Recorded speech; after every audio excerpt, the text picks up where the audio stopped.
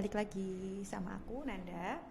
Kali ini kita bakal bahas metode berikutnya dari uh, qualitative research, yaitu image based interview.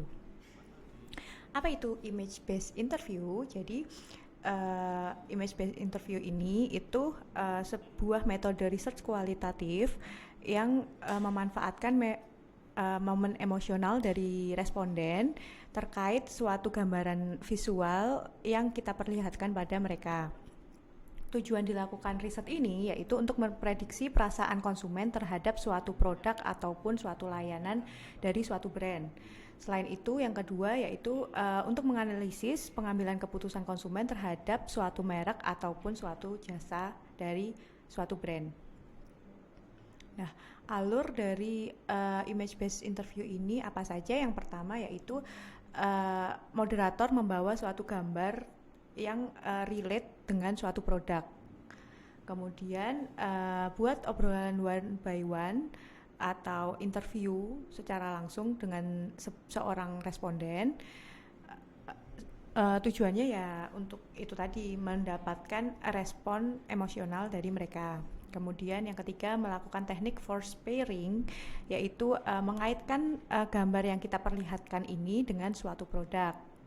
Kemudian yang keempat, kita perlu melakukan pencarian tren. Jadinya kaitkan suatu produk dengan topik yang sedang tren dibicarakan di masyarakat. Contohnya misal kita memberikan gambar baju yang model polos gitu, terus orang langsung mengaitkan dengan produk Uniqlo gitu.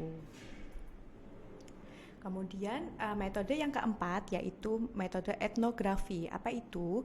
Metode etnografi ini salah satu metode yang ada di kualitatif yang mengaitkan suatu respon konsumen dengan aktivitas sosial budaya.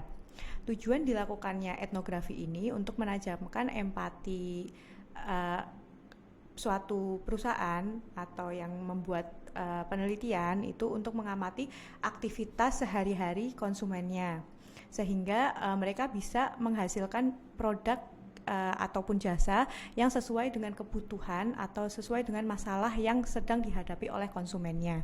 Jadi mereka bisa mengikuti kayak keseharian dari konsumennya gitu, dari pagi sampai malam gitu.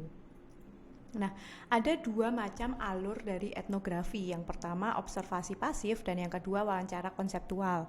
Untuk masing-masingnya, yang pertama yaitu observasi pasif itu dilakukan pengamatan aktivitas responden tanpa kita tuh menyela ataupun bertanya. Jadi cuma ngeliatin aja atau menvideo atau mencatat gitu dari aktivitas mereka.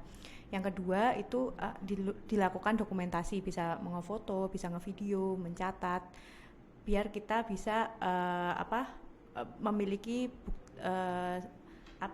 data dari itu gitu.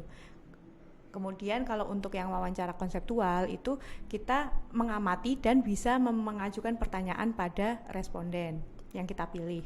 Kemudian pertanyaannya itu tidak perlu kita persiapkan jauh-jauh hari karena pertanyaan yang bisa kita ajukan itu sesuai dengan apa yang kita amati. Jadinya misal kita mengikuti petani gitu, terus kita nanyanya yang dilakukan dia apa, terus habis itu pupuk yang sesuai apa dan lain-lain. Nah, etnografi ini membutuhkan waktu yang lama sehingga biaya untuk melakukan penelitian ini bisa cukup tinggi. Namun penelitian ini cukup efektif karena produk yang kita luncurkan setelah kita melakukan riset ini itu bisa benar-benar sesuai dengan kebutuhan konsumen.